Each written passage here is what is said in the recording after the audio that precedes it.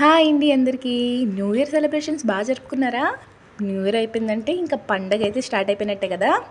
పండగ అంటేనే పిండి వంటలు. పిండి వంటల్లో మనకు మొదటిగా గుర్తొచ్చేది చక్కిలాలు. అరిపిండి చక్రాలు అయితే చేస్తున్నాం. ముందుగా 2 కేజీలు పిండిని ఆడించుకున్నాక అందులో నువ్వులు, వామునైతే వేసి పక్కన పెట్టుకోవాలి. పిండిలో ఉప్పును కలపడం కోసం డైరెక్ట్గా వేయకుండా ఇలా నీటిలోనూ ఉప్పును వేసి కలుపుకోవాలన్నమాట. నువ్వులు, వాము వేసిన పిండిలో ఇలా ఉప్పు కలిపిన నీటిని చూపించిన విధంగా కలుపుకోవాలి. అంతా మిక్స్ అయ్యేటట్టు కలుపుకున్నాక చపాతీ ముద్దలా కాదు, అలా అని అట్లు ముద్దలా కాదు, వీడియోలో చూపించిన విధంగా ఉంటే సరిపోతుంది.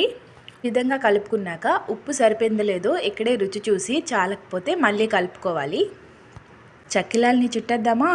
చూడండి, ఇలా కొంచెం ముద్దను చేతిలో తీసుకొని రౌండ్గా తిప్పుతూ ఒక సర్కిల్ లాగా వచ్చేలా తిప్పాలి. మీకు నచ్చిన సైజులో అయితే చేసుకోవచ్చు. ఇక్కడ మా అమ్మమ్మ మీడియం సైజులో చేస్తున్నారు. చాలామందికి పిండి కలపడం అయితే వస్తుంది కానీ ఇలా చుట్టడం అయితే రాదు. అన్నిటిని కూడా ఒక వైట్ క్లాత్పై ఒకేసారి చేసుకోవాలి.